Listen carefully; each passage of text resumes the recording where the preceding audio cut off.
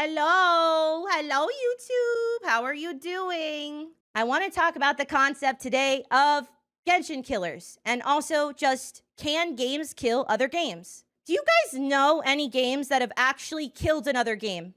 Because I was talking about this with the Glizzy last night, and he and I could only think of one specifically where a game killed another game. We're going to go ahead and define what killing means.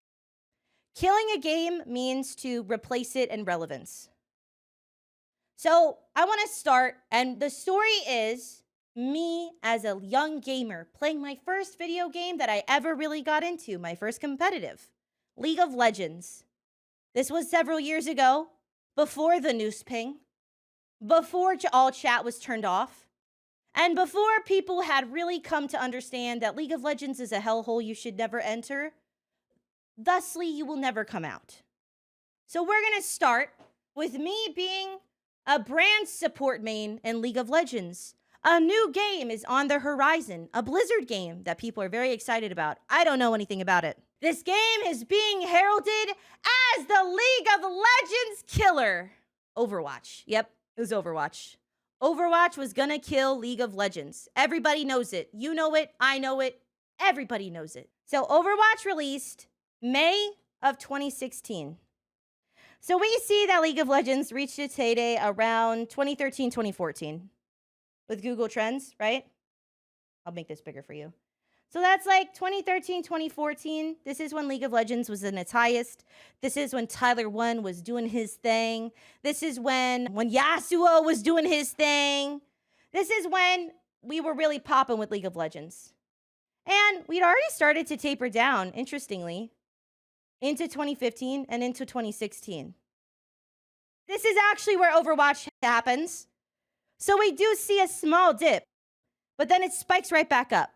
And then League of Legends kind of dips down again over time, which is natural. We plateau. We probably spiked here because of, Arcane! Arcane! That's exactly what it is.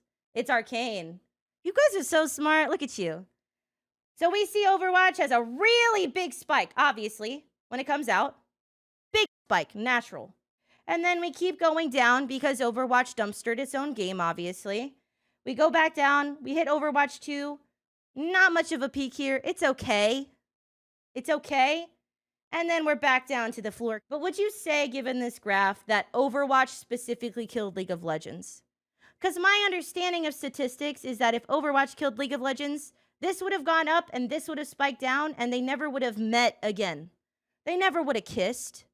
But you see here, if Overwatch was even capable of killing League, this would have been a much larger downfall for League. Because yes, we can definitely see where League had a peak down because people were kind of playing the new game Overwatch.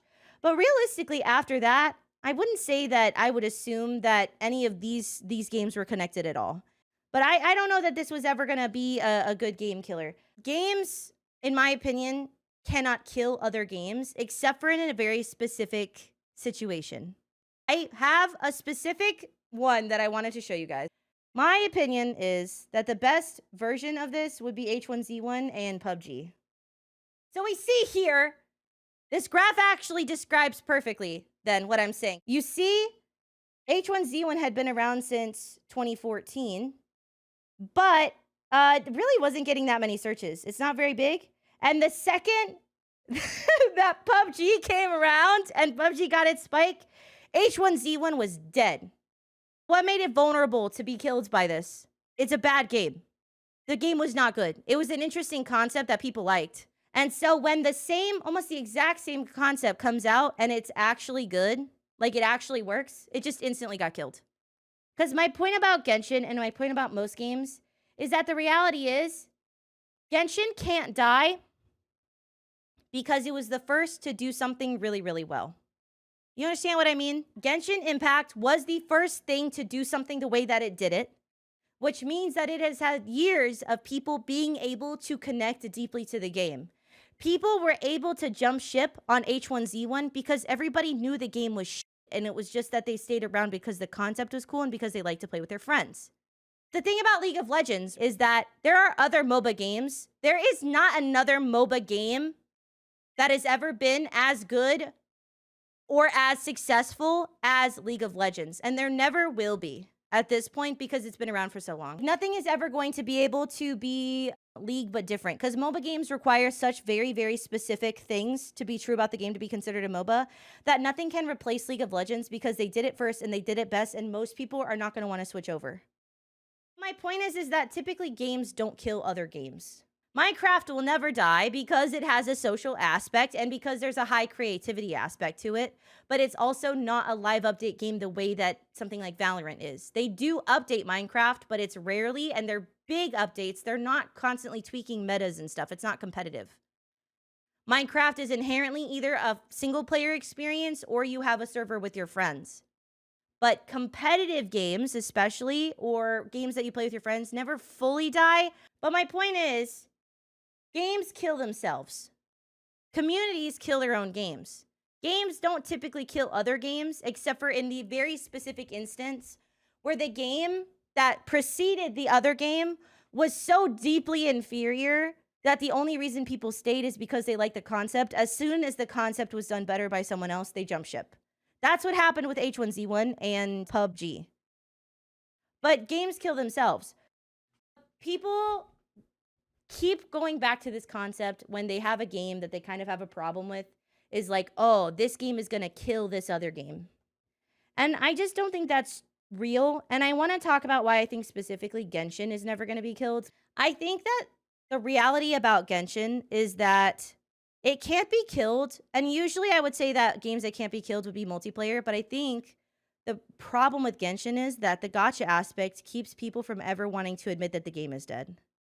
People will play Genshin until the day that they die or the day that they turn off those Genshin servers because people are not going to want to admit that their game that they spent thousands of dollars on or thousands of hours on was never anything. Because usually my genuine opinion is the thing that keeps games alive or keeps games afloat would be the multiplayer aspect, because if you play with friends, it automatically has a lot more value than a single player experience. And I understand Genshin does have options to play with other people, but they also suck. People don't want to be told that they wasted the money and time. People have that sunken cost fallacy with Genshin and they will never leave.